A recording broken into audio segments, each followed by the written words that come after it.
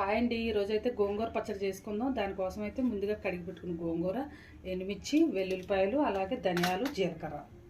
Stove వెలిగించుకొని ఒక pan పెట్టుకొని దాంట్లో కొద్దిగా ఆయిల్ వేసుకొని ఇవన్నీ వేయించేసుకుందాం. ఫస్ట్ మొత్తం ఇవన్నీ తీసుకుందామండి. తీసుకున్నాక ఎండుమిరపకాయలు కూడా వేసి వేయించేసుకుందాం. ఒక 10 దాకా తీసుకోండి. గోంగూర కదా, పుల్లగా ఉంటుంది కదా, సో ఇవి కూడా వేయించి తీసేసుకుందాం. ఇవి తీసుకున్నాక ఇందులో ఇంకొద్దిగా ఆయిల్ వేసుకొని గోంగూర కూడా వేసుకుందామండి.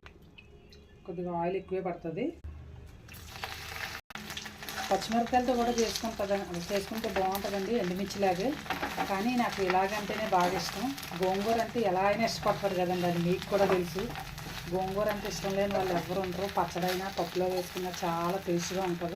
ఓకేనండి, రుచికి సరిపడంత సాల్ట్ వేసుకుందామండి. స్టవ్ ఆఫ్ చేసుకొని ఇవన్నీ కలిపి ఒక పాయ తీసుకోండి, వెల్లుల్లిపాయ అన్నీ కలిపి మిక్సీ చేసేసుకుందాం. ఇది మిక్సీ పట్టేసుకుందాం. ఓకేనండి, గోంగూర కూడా వేసి మిక్సీ పట్టేసుకుందాం. ఓకేనండి, పచ్చడి అయితే రెడీ అయిపోయింది. చాలా టేస్ట్గా